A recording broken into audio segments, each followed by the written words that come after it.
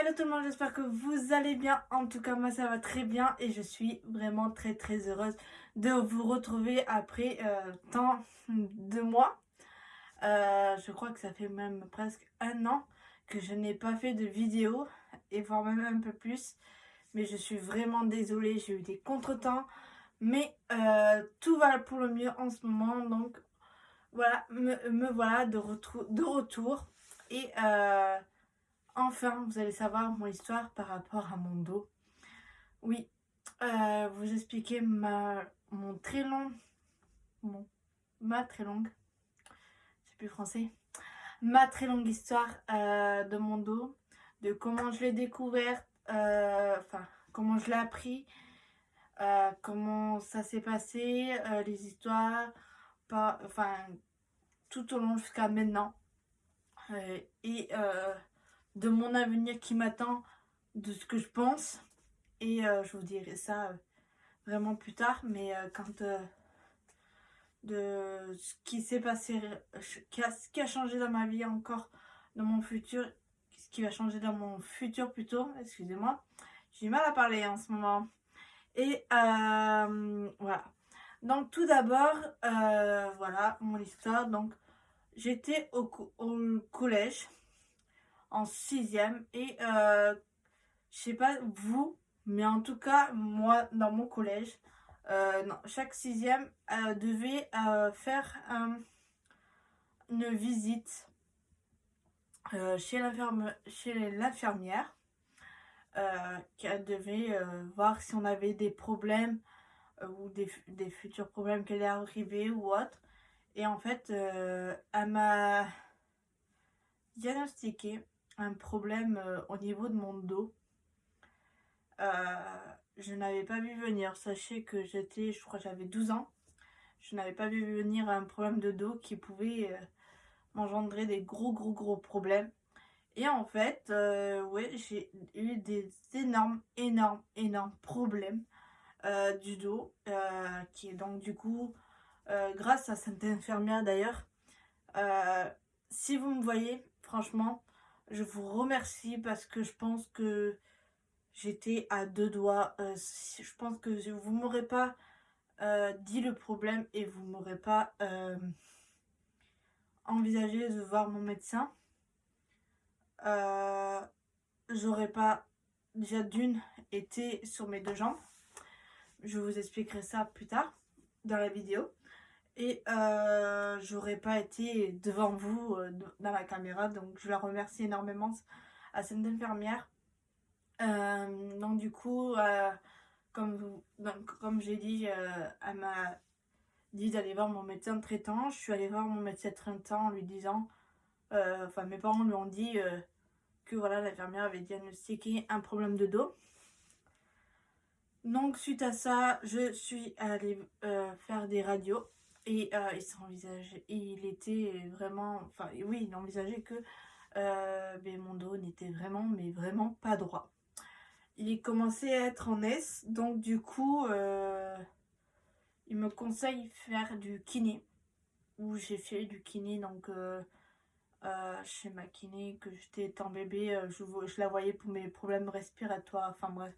Comme tout bébé en fait, je pense que tout bébé vont voir des kinés pour les problèmes un peu respiratoires, un truc comme ça. Je sais plus comment ça s'appelle le nom, mais c'est un truc comme ça. Et en fait, pendant 2 mois, je crois, je ne l'ai pas vue. C'était un été. Donc elle avait ses vacances, moi j'avais mes vacances, enfin voilà. Euh, et il s'avère que pendant ces 2 mois, sachant que je l'ai suivi, auparavant, je l'avais suivi donc avant ce que je suis en train de dire. Et c'était passé, je crois, 5 ans. Non, même pas. Si, 4 ans, voilà. Il s'était passé à peu près 4 ans. Et de là, ou 3 ans, voilà, 3 ans. Et de là, mon dos a commencé à... En fait, comment vous expliquer pour que vous compreniez. Euh, Mon dos, enfin ma colonne vertébrale, euh, et, euh, Et comme vous savez, il est droit normalement. Et en fait, moi, il était en S. Et en fait, enfin, au début, il était un peu en S. Légèrement. Mais je pouvais le rattraper par rapport à du kiné, par rapport à plein de choses. Et en fait, enfin, surtout par rapport au kiné. Et, euh, et là, pendant ces 2 mois, ma colonne a grandi. Mais moi, mon corps n'a pas grandi. Donc, en gros, il a tellement grandi qu'en fait, il s'est formé vraiment en S. Et en fait, ça s'est vraiment aggravé en peu de temps. En vraiment peu de temps. Ma kiné était choquée parce qu'elle me disait, je pensais pas que tu allais grandir autant en peu de temps. Du coup, re-radio. Et là, ma kiné m'a dit, va voir cette spécialiste-là. Donc, je vais la voir. Elle se situe donc du coup à Bordeaux.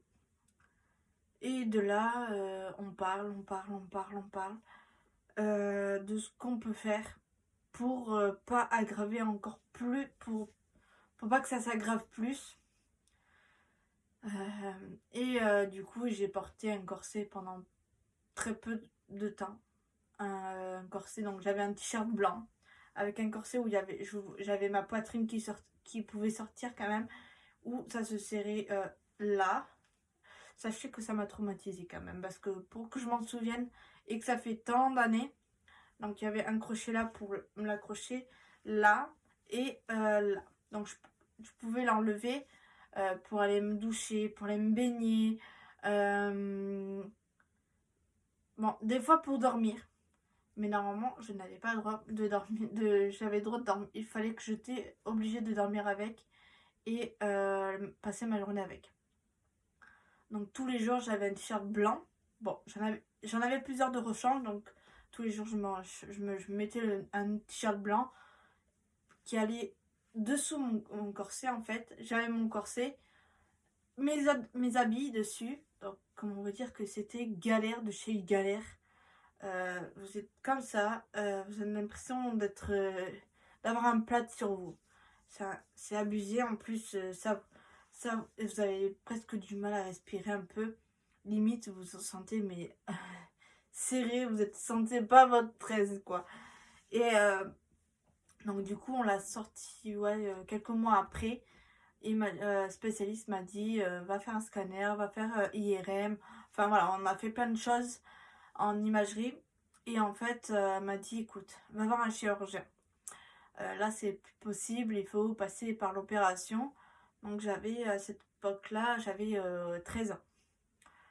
13-14 ans. Non, même pas. 14-15 ans plutôt. Voilà, 14-15 ans. Et donc du coup, je vais voir donc, un chirurgien à Bordeaux. Euh, et on me dit, bah, écoute, t'es à 2 doigts. C'est soit on t'opère et tu vas pas au fauteuil roulant, ou soit si on t'opère pas, tu risques, t'es à 2 doigts d'être en fauteuil roulant, quoi.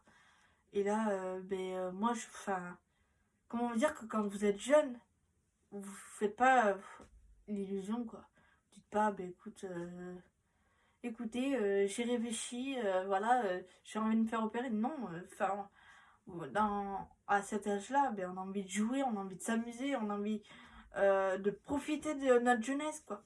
Et au final, mes parents ont dit oui pour l'opération, que c'était plus possible pour moi, que c'était pour ma vie future. Enfin voilà. Du coup, donc il y avait plein de choses à faire avant mon opération. Donc, c'est-à-dire, j'avais à faire des poches de sang. En cas où que je perdais du sang pendant mon opération, je devais avoir des poches de sang, mon propre sang. Mais ils acceptaient que je prenne le sang d'autres personnes, enfin, des poches de sang dans leur réserve, au cas où que voilà, les 4 poches que j'avais fait moi, ils étaient en rupture, quoi. Enfin, comment vous dire, j'avais déjà épuisé, quoi. Et j'avais ça à faire, j'avais des prises de sang à faire, j'avais plein de choses à faire, vraiment plein de choses. Euh, mais sans. Moi, j'étais à fond dans mes cours, quoi. moi j'étais à fond dans mes cours. J'étais bûcher sur mes cours, bûcher. Et en plus, donc du coup, m'annonce, bon, mais voilà, tout est prêt. Le 13 juin 2010, tu rentres. Et le 14 au matin, tu te fais opérer. De là, j'étais pas bien parce que, comment vous dire, que quelques semaines avant, euh, non, même, ouais, quelques jours avant de ça, j'avais appris à l'école que j'avais une sortie à faire au tribunal. On allait apprendre ce que c'était le tribunal, on allait visiter le tribunal et tout, comment ça se passait et tout. J'étais contente de faire cette visite parce que ben ouais, on visite un truc, je voulais voir comment c'était et du coup, enfin voilà, c'était un truc que je n'ai pas fait et que ben, du coup j'étais dégoûtée. J'ai vu avec ma prof de français qui connaissait mon problème, qui connaissait mon envie pour ce...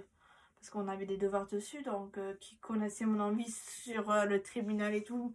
Enfin, et je lui ai demandé si on pouvait pas décaler la visite un jour avant ou quelques jours avant, quoi. Et elle m'a dit, je vais essayer et tout. Et au final, elle a pas pu. Elle m'a dit, je suis vraiment désolée. Je lui ai dit, c'est pas grave, tant pis, j'irai un autre jour quand je serai plus grande, quoi. Et au final, donc du coup, je me suis fait opérer le 14. Je devais passer 8 heures d'opération. J'ai eu complication dans mon opération. Donc j'ai passé 12 heures d'opération. Donc je vous explique pourquoi j'ai eu complication. Alors, tout simplement parce que je perdais énormément de sang. Donc c'est-à-dire que j'ai failli mourir. Voilà. J'étais à deux doigts de mourir. Du coup,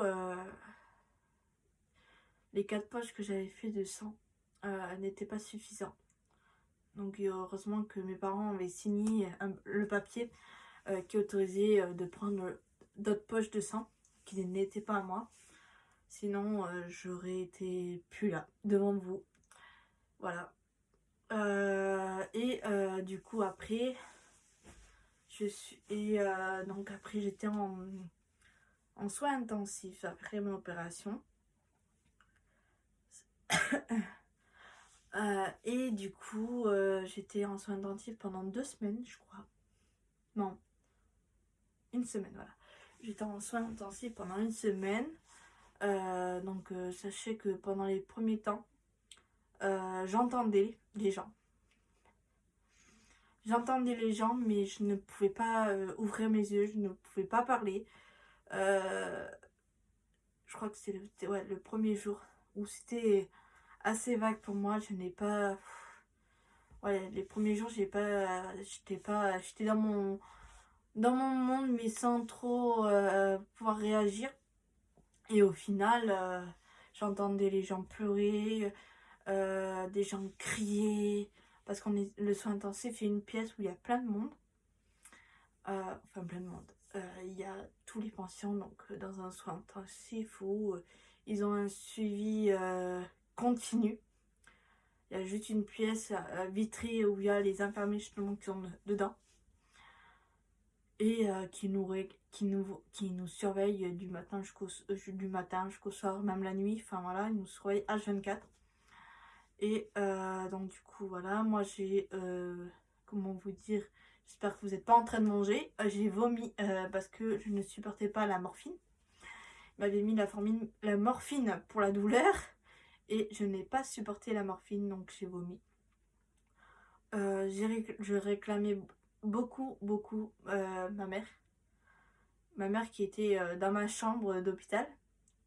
Et du coup ils l'ont réveillée, ils l'ont dit de venir avec moi, auprès de moi, juste quelques temps, parce que ben voilà, c'était en pleine nuit, hein. J'avais besoin de ma mère.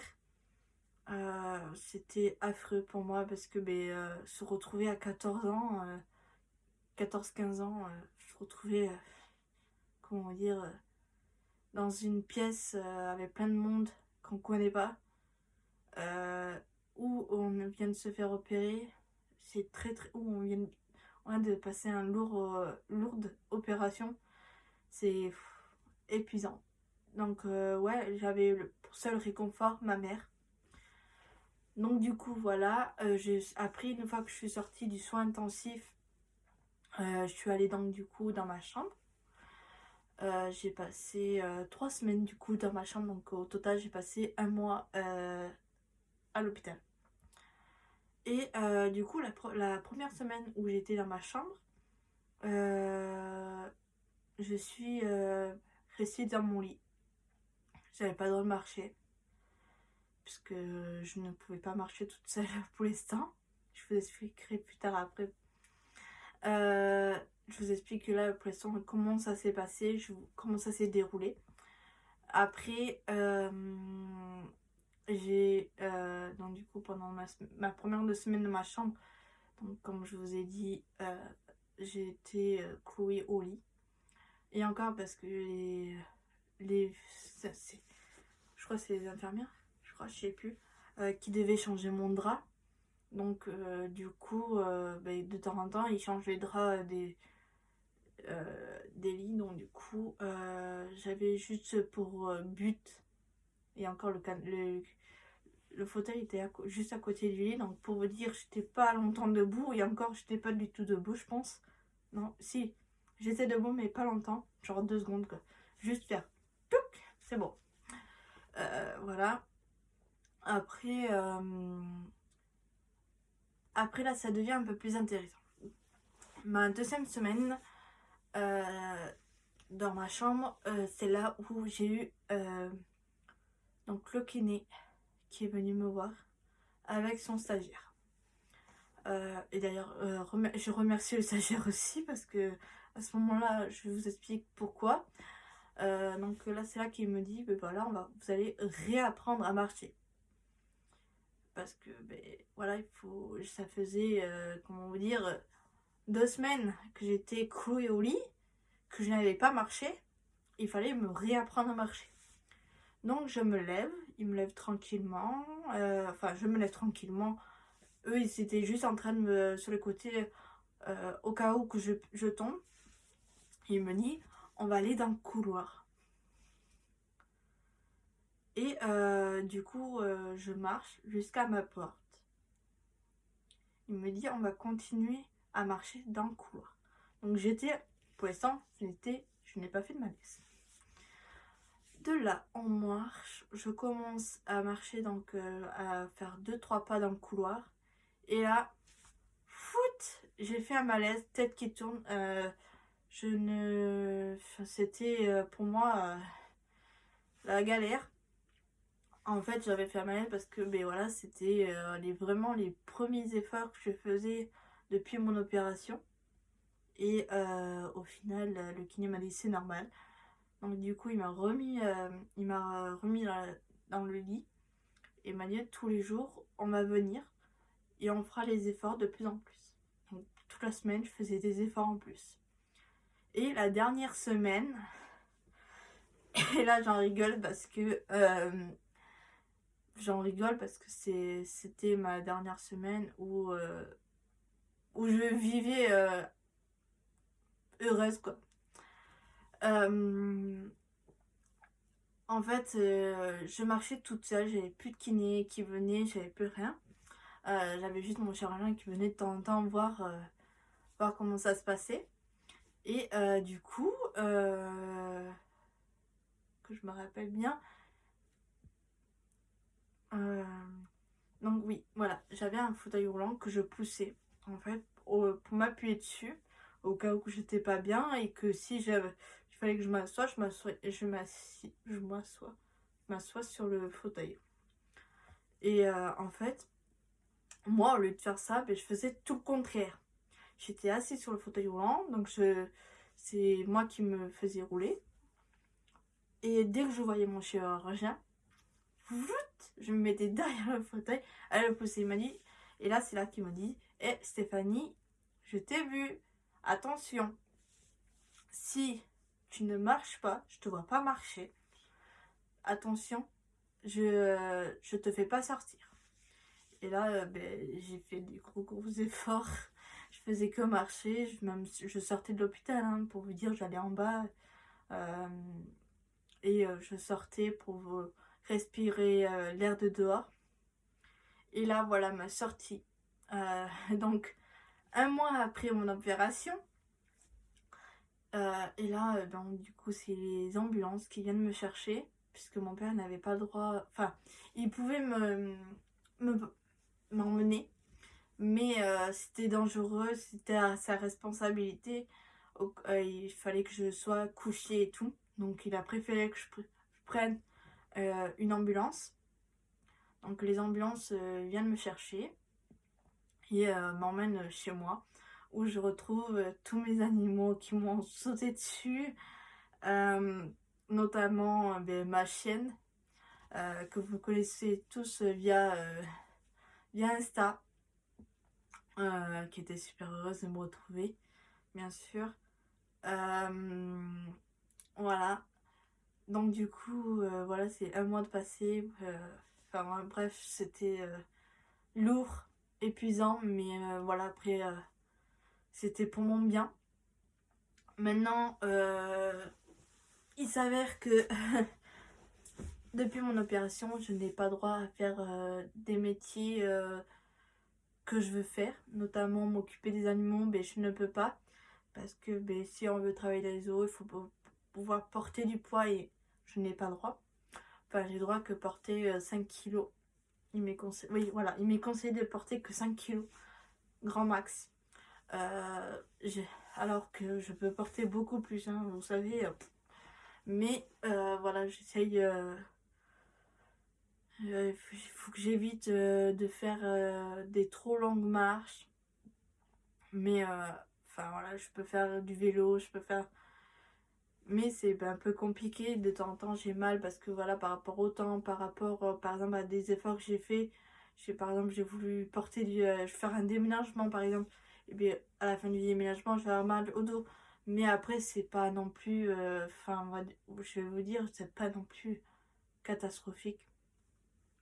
Par contre, ce que je galère de plus maintenant qu'avant, c'est mettre le pantalon et les chaussettes et les chaussures. C'est une galère, mais une galère.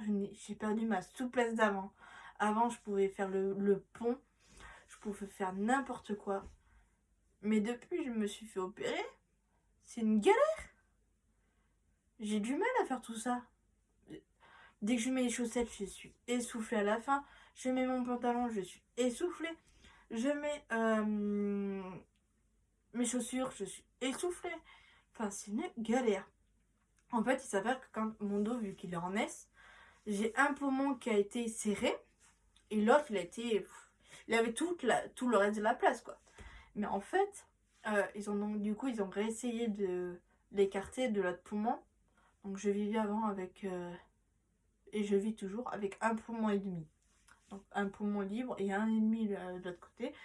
Et en fait, ils ont pas réussi de beaucoup, mais ils ont réussi quand même un peu à desserrer l'autre.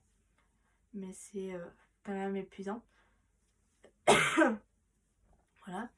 Et du coup, voilà mon histoire. Après, ce qui se passe maintenant, j'ai fait encore du kiné. Depuis maintenant 10 ans. Voire bientôt 11 ans. Voilà. Oh, voire même plus, ça fait... Attends. Je me suis fait opérer en 2010, donc... Ouais, donc, ouais, ça fait... Ouais, depuis 13 ans, je fais du kiné. Voilà. Depuis 13 ans, je fais du kiné. Et depuis... ouais, bientôt 14. Je fais du kiné, donc... ouais, vous allez me dire, tu dois en avoir marre, tu dois en avoir ras-le-bol. Ouais. Mais sachez que j'ai changé 3 fois de kiné. Ma première kiné, au début, elle était tout le temps avec moi. Mais au final, je me suis aperçue qu'après, en fait, elle allait voir les autres patients, ce qui est tout à fait normal. Donc du coup, pendant ce temps-là, j'étais tout le temps sur mon téléphone tant jeune. Et oui, j'étais en train de parler à mes copines. Euh, du coup, ben, je faisais rien. Après, mon deuxième kiné, j'y allais, mais euh, le petit bémol, c'est que en fait, ben, pour les rendez-vous, il était plus disponible à un moment donné, donc du coup, ben, j'ai raté du kiné pendant plusieurs mois. Donc j'ai changé de kiné depuis maintenant. Je suis avec elle depuis 1 an et demi, je crois. 2 ans même. Non, 1 an et demi. Et je suis contente. Elle prend soin de moi. Elle me donne des conseils. Elle me donne plein de choses. Et franchement, c'est un truc de malade. Dès que j'ai mal, elle m'écoute. Elle me dit, bon, bah, écoute, t'as mal, on te masse. T'as pas mal, tu fais l'exercice. Donc, c'est bien. Après, pour ce qui est de mon avenir maintenant, ben, je fais du ménage. Euh, Après, dans les seules possibilités que je peux faire, moi, c'est du ménage garde-enfant. Mais les plus de 5 kilos, je ne peux pas les porter. Donc voilà. Euh, c'est tout. Ce qui est de ma vie privée, par contre, c'est qu'en fait, mon problème de dos, donc là, ça s'appelle arthrodèse, enfin scoliose arthrodèse, voilà. Parce que c'est héréditaire, donc quand je serai enceinte, pendant toute ma grossesse, je dois quand même surveiller mon dos. Et après ma grossesse, une fois que j'aurai accouché, c'est que mon enfant, il doit être suivi aussi. Et là, c'est une catastrophe parce que je n'ai pas envie de faire subir ce que j'ai subi à mon enfant.